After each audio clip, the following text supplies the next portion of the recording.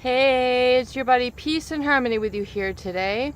Zooming in on the narcissist trait of chronic sort of chaos, fear, and really what causes them to have such extreme or excessive self-interest where they redirect everything in their environment, including objects and people, back to themselves. In other words, they can't wish you a happy birthday without, plugging in something about a catastrophe that's going on with them. They can't ask you about yourself without really just then taking on the rest of the conversation to begin speaking more about them. They constantly have to trump people up. People have to do one up over people. They have to steal the thunder of other people. They constantly feel they need to one-up others, and either through the seriousness of their concern or the importance of their conquest, or how more powerful and important they are in the light of everything else, including the people who they're speaking with. So it has been well known by psychoanalysis that this is one of the plaguing conditions or symptoms of those who exhibit narcissist personality disorder, be it covert or overt, is this excessive, need or self-absorption to the exclusion of others, where everything literally is redirected back towards them. So it becomes very difficult, very crippling for those in the environment to withstand it, because not only are they ignoring, dismissing others' needs, but they tend to downplay, minimize, exploit, and abuse others. So in order to get over the abuse, which is the main goal and focus of this channel, we need to understand a couple things so that you really can get to the other side of it. And I want to give a quick shout out to my viewers who have made a donation. It really is meaningful to me. It helps to keep this series going and provide this sort of content. I absolutely positively appreciate it so much. And also I want to give a quick shout out to a viewer who had said my content had really helped so much, more so than a lot of the health care that they had received. So I absolutely positively understand, and I'm glad and proud that I can assist you and help make things clear for you. So, so getting back here real quick and just understanding some of the traits that are identifying of this narcissist who is abusive. And, those are, found by neuroscience to have an exaggerated fear response within their personality. So realize that fear really is, it sends the body into what is called fight or flight. So it turns on all the adrenals, it turns on all the hormones, which activate and give a quick shock of energy to the body. So realize that fear, for example, if you were to see a bear, or let's just say a lion, and you were, out walking, and this lion was literally about to run after you and claw you to death, your fear response would be turned on, and either, you would enter into what is called fight or flight. So either, your adrenals would turn on, you'd be shot with this, instant amount of energy to get up and run, or you would stay and you would combat the predator. So it is thought by neuroscientists that the narcissist exhibits an exaggerated fear response. So this fight or flight is constantly going on in their life. So this also equates to what we call and commonly know as stress. So it's pervasive, chronic, ongoing experience of stress that this person exhibits.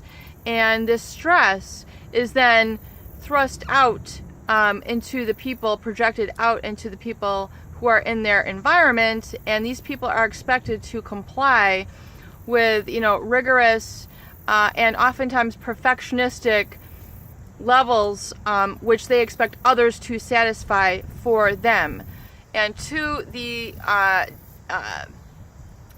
lack of then focusing on what that person needs. In other words, constant fight or flight, like you need to do this, you need to do that, you do not matter, your feelings do not matter. And so this whole experience then goes to create this fight or flight where others are then swept up into this this facade of them feeling like they're superior in their fear, and then engendering others, swooping others up to then fulfill them, help take care of them,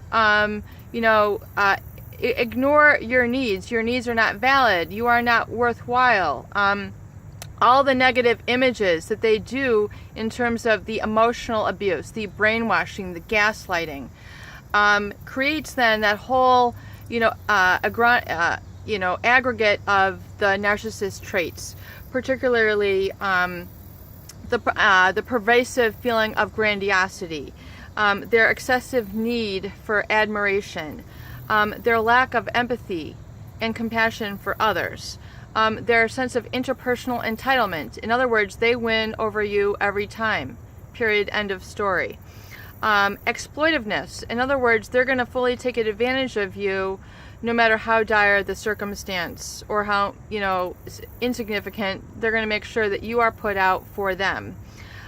Their sense of arrogance, and their feeling of envy of others. Interpersonal distancing and avoidance. So this is a big one, especially with the covert narcissist, where they will distance themselves from others and avoid others because they don't have to then, validate their needs, because that would be, admitting vulnerability or some sort of equality, which is paramount, counter to the narcissist mindset. They are constantly feeling superior, so anything that does not, persist that from continuing, they are not going to admit. And also, insincerity and vulnerability, so they do have that sort of pervasive insecurity underneath them. And I think that's oftentimes what, ropes in the people who become codependent, is that they so much want to fill in the gaps, fill in the needs for this narcissist, when it's really not in the supply, the target, i.e., the caregiver's best interest to completely comply with them, because then they tend to slip into a codependency, which means a loss of oneself, a loss of one's identity, a loss of one's value, and a loss of one's voice for the sake of satisfying another.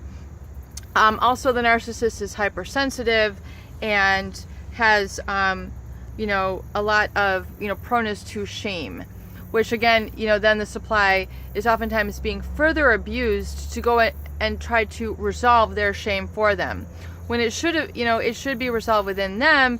But since they're not working on it themselves, they're not able, they feel superior. It's almost beneath them to apologize. It's beneath them to see where you're coming from.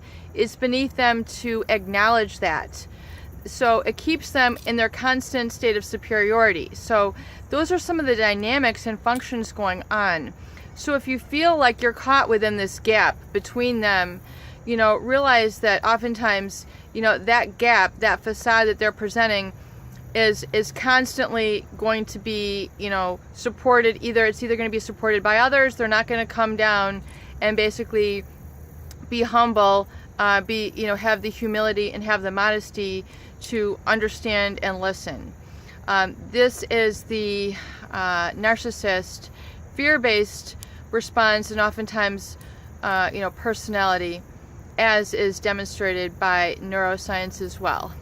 I hope these videos help peace and harmony with you here today. Please do help those people in need. Please share and please subscribe for more great tools, videos, discussion, and support.